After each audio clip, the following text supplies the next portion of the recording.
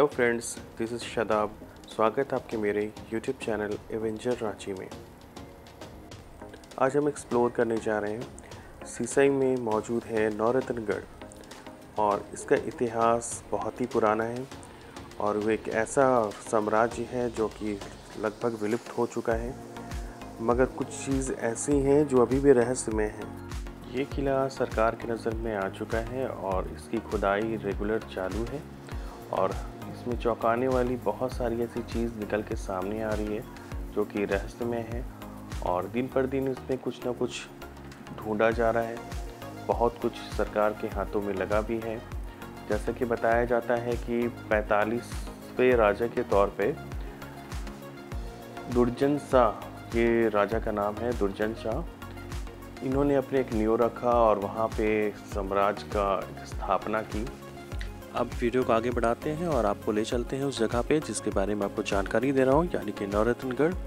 आप खुद भी देखें कि वो जगह किस प्रकार से वहाँ कितने बड़े क्षेत्रफल पे फैला हुआ है और कैसा देखने में है। चलिए वीडियो आगे बढ़ाते हैं। हम सिसई चौक के पास पहुँच चुके हैं और वहाँ पे एक बड़ा सा बोर्ड भी लगा हुआ है। नौरत्नगढ़ जाने का रास्ता वहाँ पर दिखाया गया है कि इस रास्ते से हम अंदर जाएंगे तो नौरत्नगढ़ मिल जाएगा। तो उसी रास्ते को चुनते हुए हम आगे बढ़ रहे हैं और यहाँ पे आप देख पा रहे होंगे कि छोटे मोटे दुकान एक लाइन से बहुत सारे हैं। आबादी भी पहले से बहुत ज़्यादा यहाँ की बढ़ चुकी है।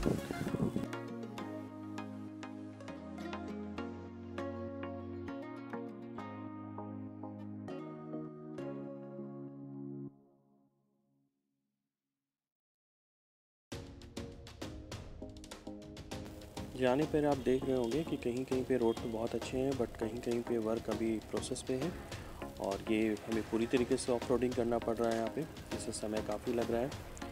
फिर भी उम्मीद करते हैं कि नेक्स्ट टाइम जब हम आएंगे तो ये पूरी तरीके से बनकर तैयार होगा, क्योंकि अभी ये इसे पर्यटक विभाग द्वारा भी इससे चिन्हित कर दिया गया है कि इस जगह पे अब हो सकता है बहुत जल्द आपको यहाँ पर गैदरिंग देखने को मिलेगा। बहुत सारे लोग अभी भी इस जगह से अनजान हैं। बहुत कम लोगों को पता है कि नौरत्नगढ़ कहाँ पे है और इसका इतिहास क्या है। ये बहुत ही पुराना इतिहास है। अगर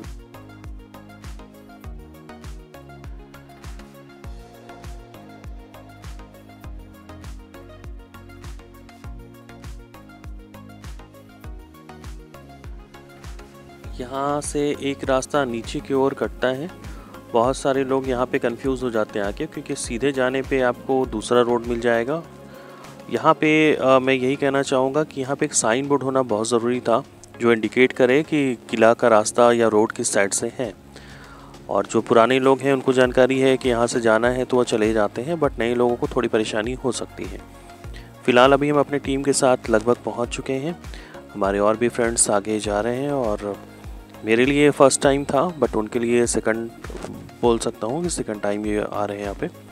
अब आगे चल के दिखाते हैं आपको, बस हम पहुँचने ही वाले हैं नौरत्नगढ़।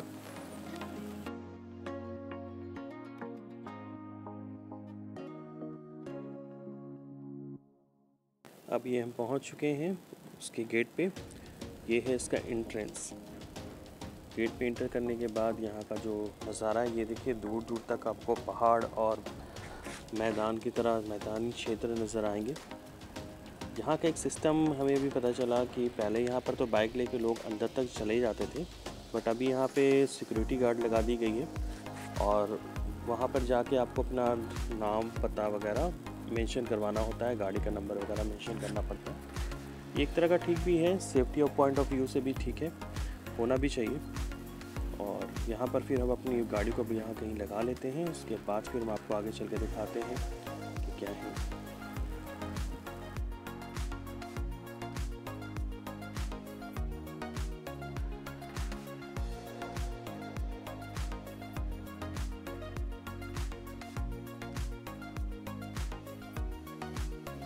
अभी हमारे साथ मूसा मंजर जी हैं जो कि एवेंजर रांची के सबसे एक्टिव मेंबर हैं और इन्होंने बहुत सारे ऐसे जगह को एक्सप्लोर किया है हमारे साथ मिलकर।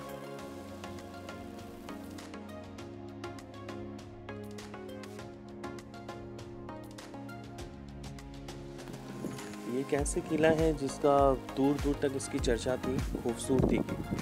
और नवरत्नगढ़ इसका नाम पड़ने का एक रीज़न ये भी है, जो राजा का महल है उसमें जितने भी कमरे बनाए गए थे वो तकरीबन हर फ्लोर पे, ऐसे तो 5 फ्लोर का मंजिला है और हर फ्लोर पे 9 कमरे हुआ करते थे, तो इस पर भी उसका नाम पड़ा नवरत्न।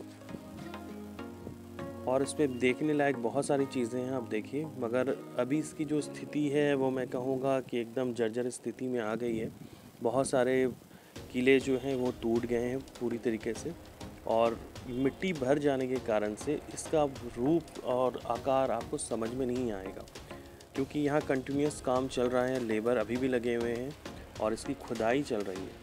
क्योंकि कई बार हमने आगे जाके पता किया, जानकारी हमें मिली कि कई फीट नीचे गहरा, मतलब इसकी बुनियाद नीचे है और ये मिट्टी से भर जाने की वजह से ये कई फ्लोर तक मिट्टी ऊपर भर चुकी है, जिससे इसकी पूरी तरीके से जानकारी नहीं मिल पा रही है कि आखिर ये किला कितने मंजिला है।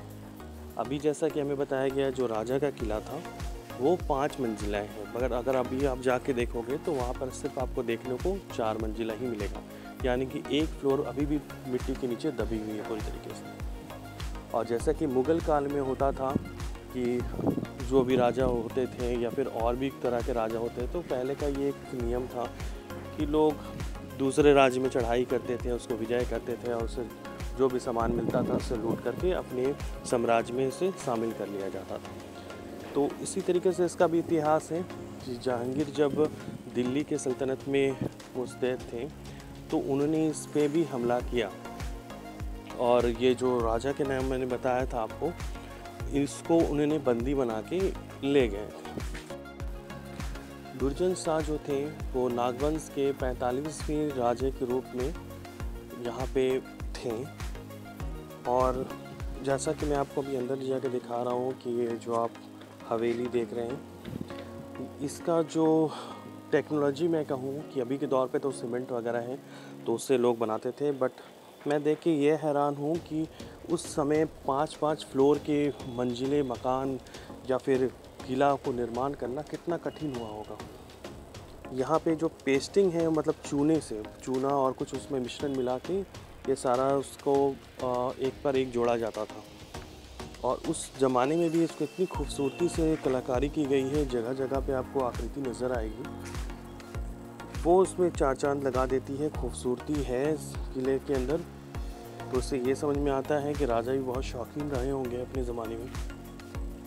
और एक चीज़ मुझे ये देखने को मिली कि हर कमरा एक दूसरे कमरे से अटैच है, मतलब जैसा कि हमारे अभी के कल्चर में होता है कि कोई गेस्ट बाहर से आते हैं तो उनको हम एक अलग सा रूम देते हैं, या फिर वो लैट्रिन बाथरूम को उनको दिक्कत ना हो, सारी चीज़ की फैसिलिटी का हम ध्यान रखते हैं। उसी प्रकार से उस समय भी राजा ने ये चीज़ को बाखूबी निभाया, समझा, और उस तरीके से राजा से मिलने जब भी कोई आते थे तो पहले उनको यहाँ पे ठहराया जाता था, जहाँ पे अभी हम आपको दिखाए हुए।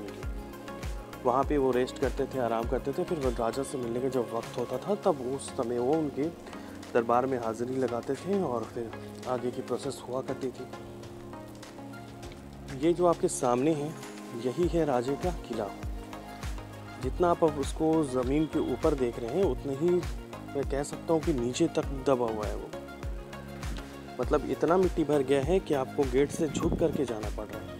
तो अभी इसमें रेगुलर खुदाई है और बहुत सारे ऐसे अनुमान भी लगाए जा रहे हैं कि राजा जब उस समय के थे तो बहुत सारे हीरे जवाहरात अभी भी ज़मीन के नीचे दबी मिल सकती है। तो ये भी एक कारण है खुदाई होने का, और दूसरा कारण ये भी है कि लोग थोड़ा जागरूक हों कि 600 साल पुरानी जो चीज़ें उनको सामने आ रही है, तो उस समय क्या टेक्नोलॉजी थी, सीखने को बहुत कुछ मिलेगा। और अगर सरकार ने सही तरीके से इस काम को प्रोसेस किया और रेगुलर रखा तो इस पे भी लोग, टूरिस्ट बहुत अट्रैक्ट होंगे इस जगह पे, क्योंकि ये अपने ज़माने के एक अलग ही इतिहास है। और वक्त का तगाज़ा मैं कहूँ तो किसी की नज़र इसे लगी तो ये पूरी तरीके से विलुप्त हो गया। ये रहस्य में जो किला है इसके अंदर अभी भी कई राज दफन है। अब देखना ये है कि आगे चलकर क्या क्या देखने को मिल सकता है यहाँ पे। आप देखिए इसकी हालत, ऊपर से पूरी फ्लोर जो है वो पूरी तरीके से टूट चुकी है। नीचे भी अभी खुदाई रेगुलर चालू है, अभी भी इसको खोदा जा रहा है। और नीचे से हमने देखा भी कि कुछ गेट अभी भी नज़र आ रहे हैं, यानी कि अनुमान ये लगाया जा रहा है कि नीचे और भी कई फ्लोर हैं, जिससे खोदने के बाद समझ में आएगा कि और नीचे कितने फ्लोर जा सकते हैं। तब इसकी पूरी तरीके से आकृति समझ में आएगी कि डिज़ाइन कैसा था, कैसे मतलब एंट्रेंस कहाँ से था, एग्ज़िट क्या था, सारा चीज़। ये सारे किला लगभग खंडर में तब्दील हो गई है। अभी इसमें बहुत मेहनत करने की ज़रूरत है, अभी भी इसमें एक टीम वर्क की ज़रूरत है। दुर्जन शाह ने जब वहाँ से वो रिहा किए गए और जब वो यहाँ पे सीसई नवरत्नगढ़ आए, तो उन्होंने कुछ सोचा इस जगह के बारे कि एक पहले के राजा सेफ्टी पे बहुत ज़्यादा ही ध्यान दिया करते थे। तो ये जगह पे एक मैंने चीज़ प्लस पॉइंट ये देखा कि ये जो किला जहाँ पे उपस्थित है अभी, उसके तीनों तरफ पहाड़ी पहाड़ है, मतलब वहाँ से कहीं दूसरी तरफ से आने का कोई रास्ता है नहीं। और जो चौथा तरफ था वो एक खाई का रूप था, जो कि अभी भर चुका है, वो एक खाई था। तो ये एक बहुत ही सेफ़ जगह माना जा सकता था पहले ज़माने में, कि यहाँ से बहुत सेफ्टी इनको प्रोवाइड हो जाता था, क्योंकि पहले के दौर पे आए दिन कोई ना कोई राज एक दूसरे राज के ऊपर हमला करता था और उसके सैनिक बल को तोड़ देता था, और उससे जितनी मिलने वाली ख़जाना या फिर उसके हाथी घोड़े और इस तरह से जो भी हथियार होते थे वो अपने साथ वो ले जाते थे। ये पहले का एक ट्रेंडिंग टाइम था, जिस पे अक्सर ये चीज़ सुनने को मिलता था कि ये राजा उस पर आक्रमण कर रहे हैं और उसको विजय बना के वो अपने एरिया पे उसको जोड़ दिया करते थे। आर्जिकल सर्वे इंडिया के द्वारा जितने भी जो महल थे वो जो दफन हो गए हैं ज़मीन के नीचे, उस पर प्रोसेस पूरी तरीके से चालू है। अभी भी हम वहाँ पे देख रहे थे कि बहुत सारे ट्रैक्टर हैं और वर्कर्स लगे हुए हैं जो उस पर रेगुलर काम कर रहे हैं। महल के चारों ओर, राजा के जो महल था उसके चारों ओर आपको छोटे छोटे किला देखने को मिलेंगे, जो कि अभी क्षतिग्रस्त है, मगर उसका रूप से पता चलता है कि वो एक किला है जिस पे सैनिक वो उपस्थित रहते थे और जो वहाँ से नज़र रखते थे किसी के बाहर के लोग आ ना जाएं और हमला ना कर दें उनके राज पे। उसके लिए पे बहुत सी जगह पे मैंने देखा कि पहाड़ के ऊपर भी छोटे छोटे कमरे बनाए गए, इसे मठ भी बोलते हैं, वहाँ से लोग इसे निगरानी करते थे। दुर्जन शाह का शासनकाल 1606 से 1630 तक का माना जाता है और इनका जो एरिया था वो बेड़ों से लेकर घुमला तक फैला हुआ था। और जो आप अंदर का जो कैंपस देख रहे हैं जहाँ पे ये पूरा किला है, वो तकरीबन 3 किलोमीटर बताया जाता है कि 3 किलोमीटर के क्षेत्रफल में ये पूरी तरीके से फैला हुआ है, जहाँ पे राजा रहते थे। छोटा सा तालाब आप देख रहे होंगे, वो भी अपने ज़माने के बहुत ही खूबसूरत रहा होगा, क्योंकि अभी भी इसके डिज़ाइन से समझ में आता है कि वो बहुत ही खूबसूरत है।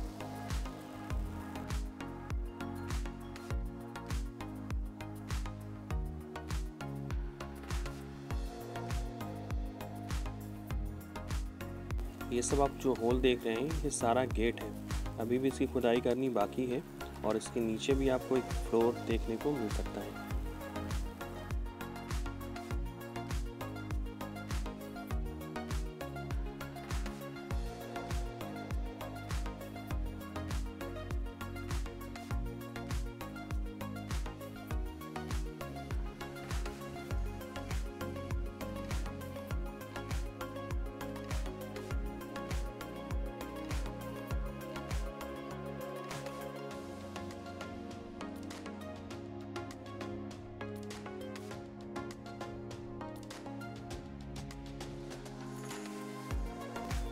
इतिहास के द्वारा अगर हम बात करें, इतिहास के पन्ने को अगर हम पलटते हैं तो 1608 सदी में ये बात निकलकर सामने आई थी कि जहांगीर जो दिल्ली में राज में शासन कर रहे थे, तो दुर्जन शाह के टैक्स ना देने पर उन्होंने इनको बंदी बनाया था और बंदी बना के अपने पास उन्होंने रखा उन्हें।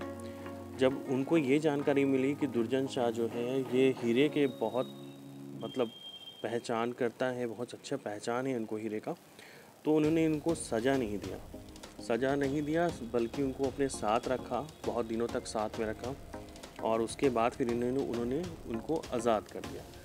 तो जब दुर्जन शाह जब वापस अपने राज्य में आए तो उसके बाद उन्होंने ये किला का निर्माण किया था, ताकि वो अपनी संपत्ति, जो बची हुई संपत्ति है, उसको अच्छे से रख सके सेफ जोन पे से रख सके। फिर उन्होंने अपने सैनिक बल पे ध्यान दिया, उस तरह से उनका फिर एक राज कंटिन्यूस आगे बढ़ा। कि मैं बताना चाहूँगा आपको कि राजा जो जहांगीर राजा थे, उन्होंने जब इनको बंदी बनाया तो तकरीबन 12 साल उन्होंने अपने पास इनको रखा।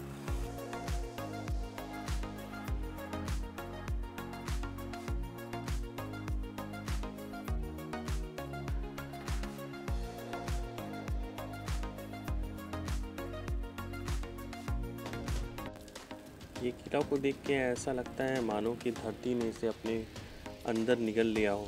ये पूरा का पूरा किला ही ज़मीन के नीचे चला गया। आप देखिए मिट्टी कहाँ तक भर चुका है और कितनी मेहनत करने के बाद इसका कुछ समझ में आ रहा है कि ये रास्ता है और इसके नीचे किला दफन है। इसमें वाकई में मेहनत तो बहुत ही लग रहा होगा, क्योंकि एक हिस्टोरिकल प्लेस भी है और इसे संभाल करके खुदाई भी करना है ताकि इसे कोई अवशेष और न टूट जाए। इसलिए काफ़ी मेहनत करनी पड़ रही है यहाँ पे, मगर अब देखते हैं कि मेहनत कहाँ तक रंग लाती है।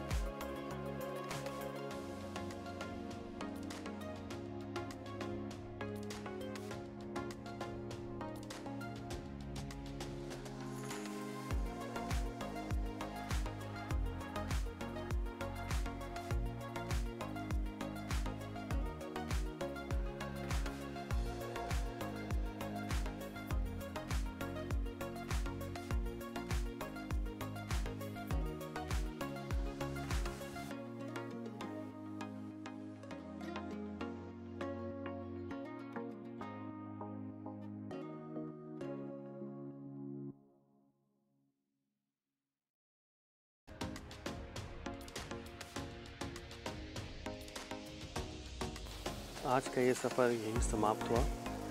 उम्मीद करता हूँ कि आपको ये वीडियो देखकर बहुत ही अच्छा लगा होगा, बहुत पसंद आया होगा। इसमें बहुत सारी आपको जानकारी हमने दी जो हिस्ट्री से रिलेटेड थी और जो प्रेजेंट अभी जो इस पर काम चल रहा है उससे रिलेटेड। अगर आपको ये वीडियो पसंद आया हो तो चैनल को सब्सक्राइब करना ना भूलें। नेक्स्ट वीडियो में फिर हम हाजिर होंगे एक न्यू वीडियो के साथ। इसमें आपको दिखाया जाएगा कुछ ऐसे हिडन प्लेसेस जहाँ पे लोग जा सकते हैं और उनको सीखने के लिए बहुत कुछ वहाँ से मिलेगा। Thank you for watching my videos.